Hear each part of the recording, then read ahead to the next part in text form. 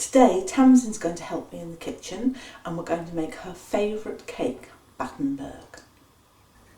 For Battenberg we need to line the tin properly, and unfortunately I've never seen a tin liner to fit it. So first of all we cut a piece of baking parchment or silicone paper, which is non-stick, about 2 inches bigger all round than the tin.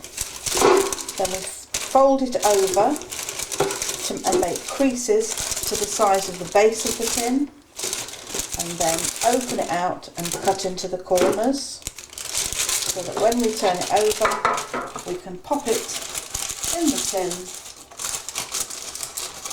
and it should just about fit our baking tin.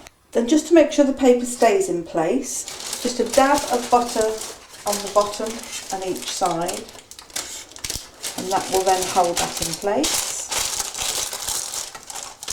so that our mixture doesn't go all over, and the same on the little corners to hold them in place.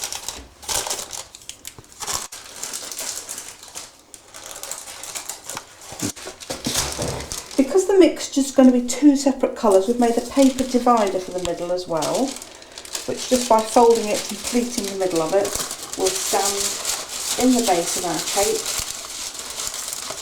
and when we put the mixture in, the pink will be one side and the yellow the other. Tamsin's measuring 6 ounces of caster sugar into the scales. The sugar's going into the mixing bowl, and then we're going to measure 6 ounces of butter.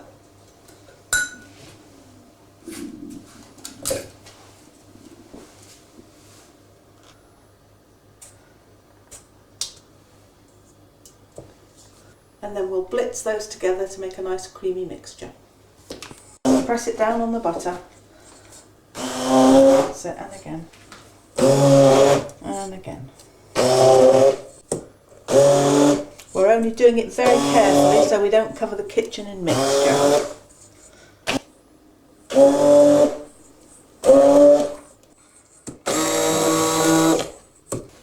We've got a nice creamy mixture now, beaten together, eggs and sugar, and then Tamsin's going to add 3 eggs, one at a time, beating the mixture between each egg.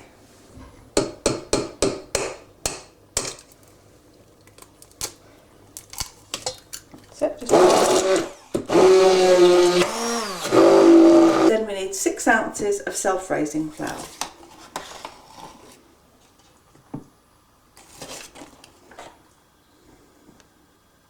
So we need to add the flour a bit at a time, a good spoonful at a time, and then mix it in.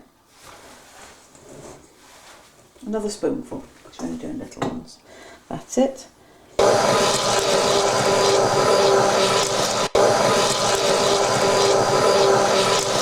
And lastly, 2 tablespoonfuls of milk into the main mix.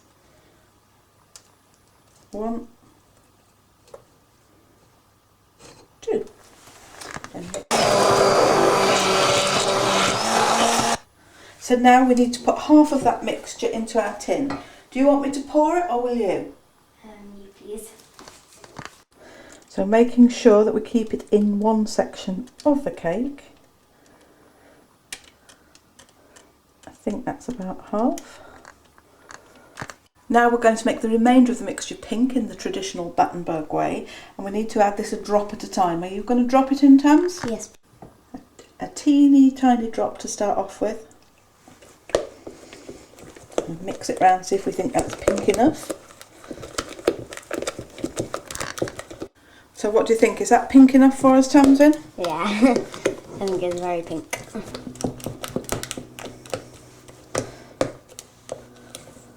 So now we're putting the remainder of the mixture that we've coloured pink into the other half of our prepared cake tin. Keep it this side of the paper, Tam, so it doesn't all mix together. We can straighten it out once you've got it all in there. So now we're going to start the almond paste or marzipan with 10 ounces of ground almonds, which Tamsin's going to weigh. It'll take all of that, Tams, plus a bit more. Tipping it into the bowl, it always pays to use the narrow end of your dish from your scales so it doesn't go everywhere. Then we need the same amount of sugar, 10 ounces of sugar, but that will be half icing sugar and half caster sugar, 5 ounces of each. 5 ounces of icing sugar. 5 ounces of caster sugar. Remembering how powdery the icing sugar was, gently mix all those together.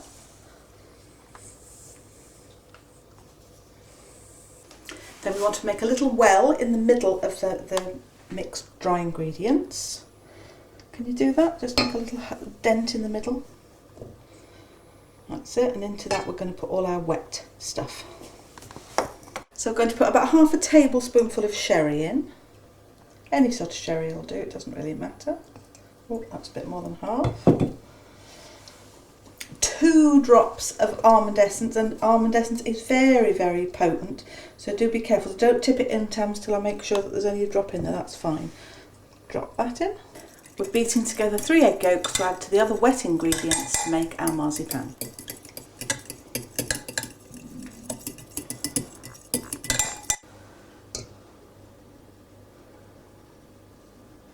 Excuse me. So we now need to gradually mix the dry ingredients into the wet. Just pop a bit of dry over the egg yolks in the middle and then mix that in together. And just keep doing that until it all sticks together.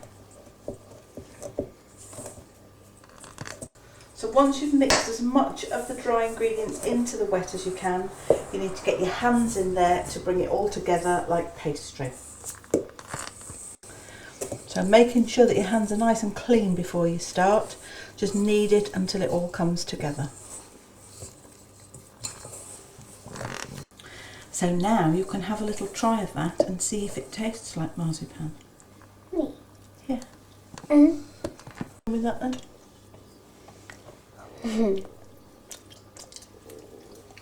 And that's how you make marzipan. So we've taken the cake out after approximately half an hour after testing that it's cooked and left it to cool in the tin. So we've turned it out of the tin and are removing the paper to see what our Battenberg has come out like. And the colour looks good so far. So we now have our 2 slabs of cake, yellow and pink, and we're just going to trim those to make them even before putting it together. So as you probably recall if you've ever had Battenberg, there are no hard edges to it, so we're taking all the sort of crusty bits off, and we can always keep those to make a trifle or something. So we've trimmed the cake down now to an even size so that both pieces are the same, and then cutting straight down the middle.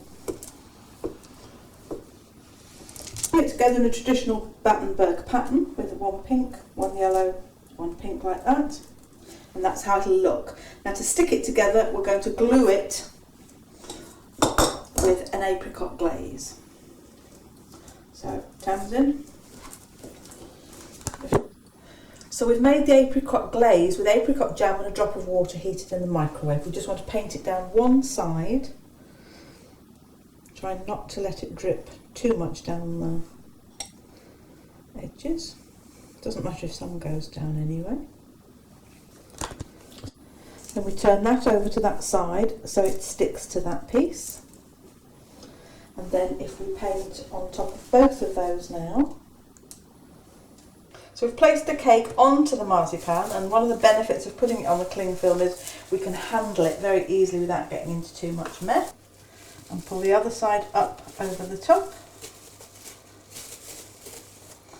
Getting a nice firm fix. So we're just trimming off the edges, and we've missed a bit there. So we've wrapped the marzipan right round the cake, and all we'll do now just to even it off is trim the end so that we've got the perfect Battenberg. The perfect Battenberg. So what did you think of making Battenberg, Tamsin? I think it was very fun. Good. So what shall we make next? Gingerbread man. So next time on Practical Home Cooking, we'll have a go at gingerbread men.